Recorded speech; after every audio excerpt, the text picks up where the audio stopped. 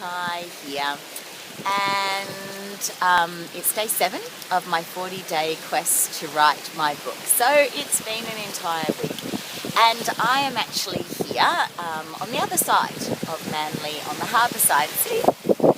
Oh, so beautiful. Yeah, so I'm very, very lucky to live in this amazing place.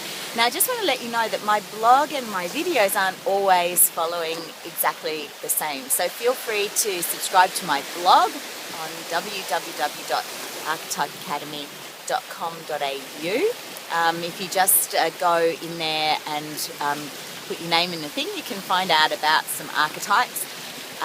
Each of the archetypes, actually each of the 8, and you can also then subscribe to my newsletter where I send you my blog, or you can just look up on the blog section of that on that page. So anyway, I want to talk to you today just about the section in the hero's journey that's called Meeting the Goddess. So in the hero's journey, you go on this section of tests and trials, which is after you've crossed the first threshold. And basically I want to talk a little bit about the archetypal tradition, which obviously comes from a creative artistic tradition and follows myths rather than a personal development tradition. And in that, the thing is that in personal development there's this idea in a lot of places that happiness is kind of like a destination, and that when you get there, you're meant to stay there, or there's something wrong. And that's very, very different from the artistic tradition, where people have always known that emotions are cyclic, and that they just simply tell you how you're feeling, how you're going, what your responses are to your environment, or what's happening to you, or what's going on. And obviously in the hero's journey tradition, they just tell you where you're up to. So it's wonderful, because there's not this pressure to be happy all the time and to feel like there's something wrong with you if you're not. In fact, emotions are just meant to be cyclic, and that's a much more feminine tradition of emotions, and traditionally, of course, emotion has been part of the feminine sphere. So rather than it being part of the masculine tradition, which is, set a goal, achieve it, and then you're meant to just be there forever until you set the next goal, which just is nothing like what emotions really are about.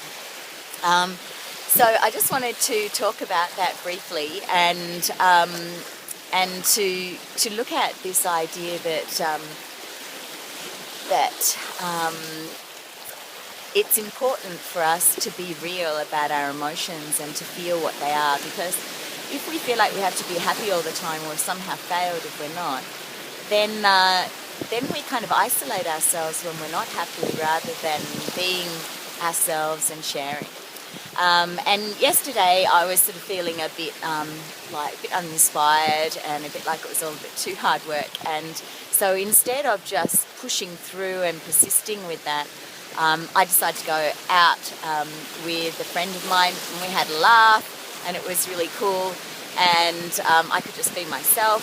And in that, I felt when I came home after dinner, I was able to get on with writing much more happy. So that feeling of not really wanting to do it was just telling me that I was done. My unconscious mind wanted a little bit of time to process, to get some more ideas, for me to interact with others, because I'm a bit of an external processor, and I like talking ideas out with other people, and that I needed a bit of a break.